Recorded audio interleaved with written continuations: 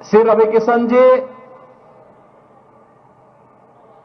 महापौर doctor Manglesh Srivastava ji, Bharatiya Janata party के प्रदेश के उपाध्यक्ष और विधान परिषद सदस्य डॉक्टर धर्मेंद्र सिंह जी,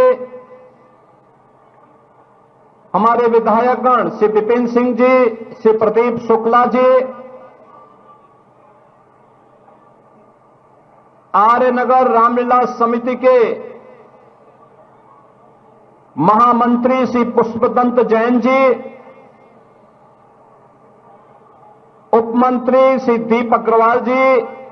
राजीव रंजन अग्रवाल जी, कीर्ति रमन दास जी, कोषाध्यक्ष मनीष अग्रवाल जी, भारतीय जनता पार्टी के महानगर के संयोजक श्री राजेश गुप्ता जी, पार्षद शाश्वत अग्रवाल जी, अनुराग गुप्ता जी, विकास जालान जी, सुधीर जैन जी, महेश पोद्दार जी, और आज के इस रामलीला आयोजन के इस कार्यक्रम में आयोजन समिति के सभी पदाधिकारीगण, सभी संतजन और भारी संख्या में उपस्थित इस ऐतिहासिक रामलीला मैदान में सभी श्रद्धालु भक्तजन और उपस्थित बहनों और भाइयों, सनातन धर्म का पावन पर्व आज विजयादशमी है। हजारों हजार वर्ष पूर्व अधर्म, अन्याय और अत्याचार के पर्याय रावण पर विजय प्राप्त करके मर्यादा पुरुषोत्तम भगवान श्री राम ने जिस राम राज्य की स्थापना का शंखनाद किया था, वह धर्म, सत्य, न्याय पर आधारित एक ऐसी व्यवस्था थी जो हर देश, हर काल और हर परिस्थिति पर सदैव सही और अक्षरशः सही बैठती है। सनातन धर्मावलंबी प्रभु श्री राम के इस उपकार के प्रति कृतज्ञता ज्ञापित करने के लिए प्रतिवर्ष बुराई के प्रतीक, अधर्म के प्रतीक रावण का पुतला दहन करता है और मर्यादा पुरुषोत्तम भगवान श्री राम का अभिनंदन करके, उनकी जय जयकार करके,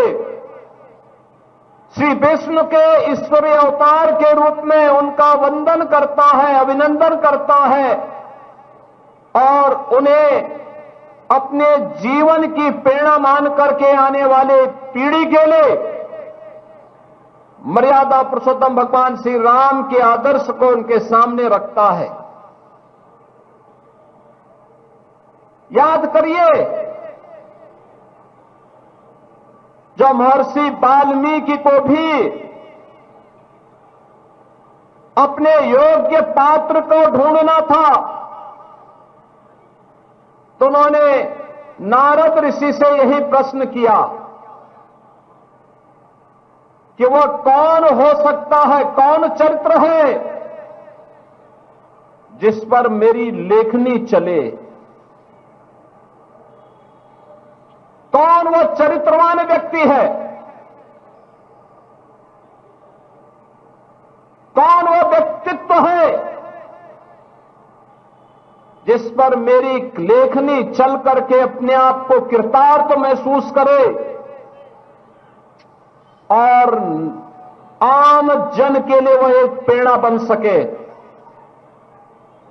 एक ऐसी कालजयी मौलिक कृति में देना चाहता हूं जो आने वाली पीढ़ी को युगों युगों तक अपना मार्गदर्शन देती रहे और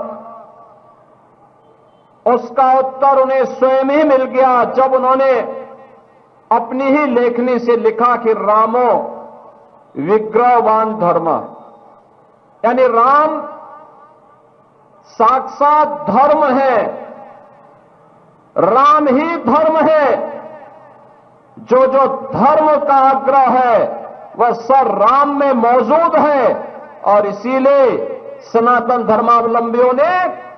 मर्यादा पुरुषोत्तम प्रभु श्री राम को श्री विष्णु के एक अवतार के रूप में मान्यता देकर के अपने जीवन में, अपने रोम रोम में, अपने हर श्वास में राम को अंगीकार किया। यह हर व्यक्ति जानता है। राम पर आधारित जब 1990 के दशक में एक धारावाहिक बना और उस समय के एक लोकप्रिय निर्माता निर्देशक श्री रामानंद सागर ने जब इस कार्यक्रम को आगे बढ़ाया तो उससे पहले स्वयं स्वर्गीय श्री रामानंद सागर ने भी नहीं सोचा होगा कि यह सफलता की ऊंचाइयों पर पहुंचेगा। आप अनुमान करिए, जब टेलीविजन नहीं थे, संचार के माध्यम इतने सशक्त नहीं थे, तब दूरदर्शन पर रामायण सीरियल देश और दुनिया के अंदर देखने वालों की जो रीच थी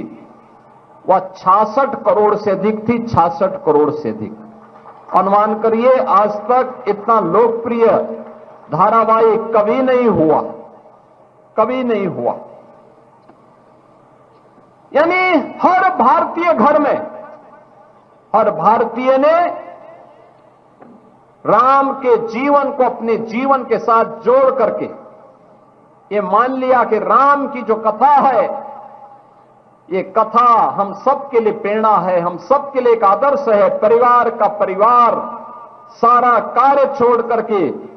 रामायण सीरियल देखने के लिए बैठता था। और ये तो मैं 30 वर्ष पुरानी उस घटना का उल्लेख कर रहा हूं, 35 वर्ष पुरानी घटना का उल्लेख कर रहा हूं।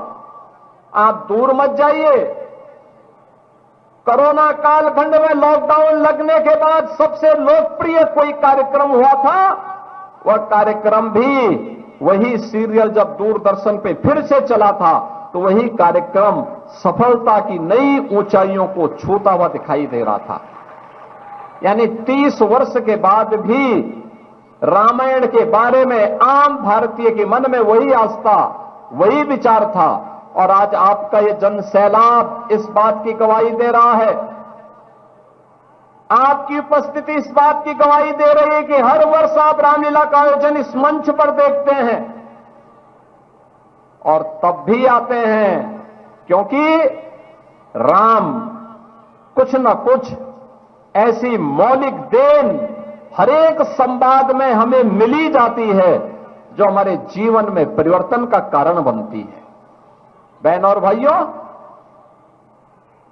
भगवान राम और भगवान कृष्ण के बारे में हम सबके मन में जो श्रद्धा है, यही तो श्रद्धा हम सबको आगे बढ़ने और विपरीत परिस्थिति